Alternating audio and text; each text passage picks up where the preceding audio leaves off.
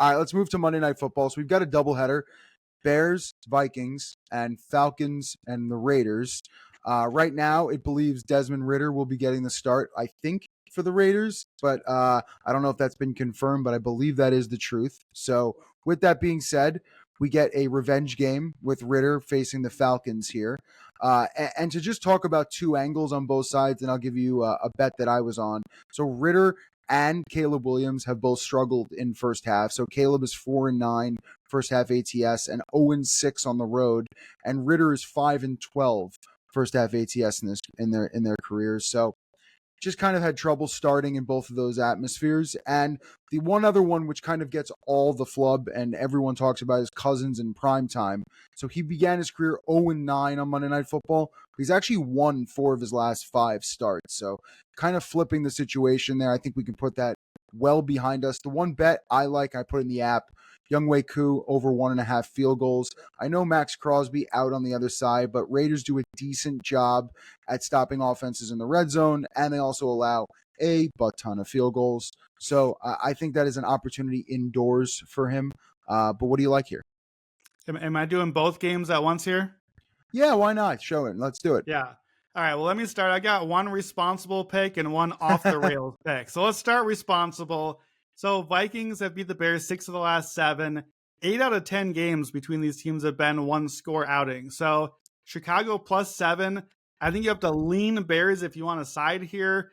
If you want props, I like DJ Moore. Vikings have not been good against wide receiver ones. Jordan Addison crushed the Bears a month ago. 8 catches, 162 yards, and a touchdown.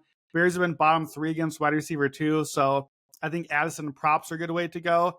I bet the under on this one already. We talked about this, I think, a week ago. So that's my pick here. Under 43.5.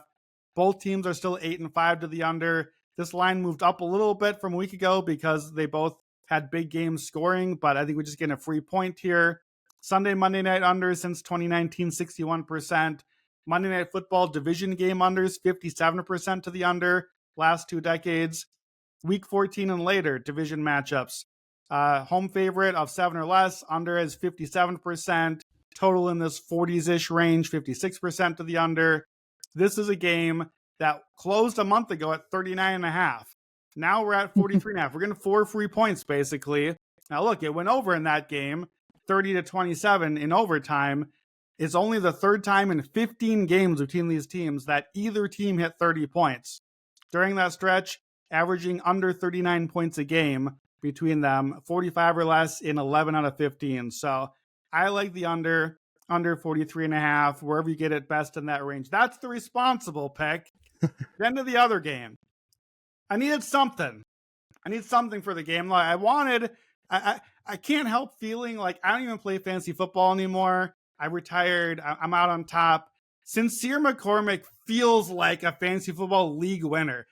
Nobody even heard of this dude like 3 weeks ago. He's the exact sort of guy that's going to come up and play like some big games these next couple of weeks. So I don't hate if you just want to go with that. Here's my totally responsible play.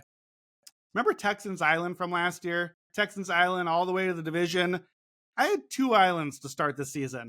I started on Texans Island and Falcons Island. I had a front row seat to the Desmond Ridder disaster. I watched a lot of Desmond Ridder last year. This dude's not an NFL quarterback. However, he's a pretty good runner. Desmond Ridder plus 450 to score a touchdown. And anytime touchdown, you got to run it in, my friend, or catch it if you need to. I don't care how you get there. Joe Gallant, stamp of approval on this one. I know he's writing this one up as well. Last season, Ridder did have 5 rushing touchdowns.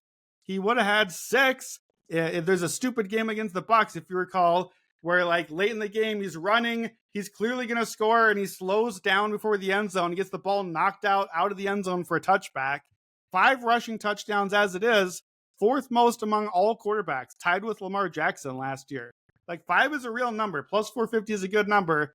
That's not so irresponsible, but I noticed from watching last year, Ridder panics late in the game and only trusts his legs. If the game is still kind of close, or if they're doing a garbage time sort of drive, he loves to run late in the game. Twice last year, he had the last touchdown in the game, and in both Bucs games, he should have had the last touchdown in the game. That one play I just mentioned, and another one where he had a late touchdown. They gave up a touchdown with like 30 seconds left. So I'm counting that as half a win for each. 3 last touchdowns last year. Desmond Ridder, 25-1 to get the last touchdown in this game. And then to just take the escalator all the way up, since Kirk Cousins can't show up in Monday Night Football 4-10 ATS, how about a Desmond Ridder revenge game? Last touchdown in a win, 60-1. That's my Desmond Ridder, completely irresponsible escalator. Please bet pizza money only on it. But why not have a little fun? We got to watch this garbage game on the second screen. We may as well win something on it. And you can add Ritter's second half anytime touchdown on that, because that actually, it's not guaranteed by last touchdown. Oh, so that's true. Good point. You might as well juice that up a little bit. And please, if you're going to be responsible and put some small pizza money on what Brandon just said, you might as well also put it on Atlanta to have the first touchdown, or some other reason for Ridder to throw the ball to the other team. So at least if he uses his legs, you're going to win the bet. But on the other scenario that he pulls exactly what he's done every other time in his career, you might as well have a small ticket on that as well.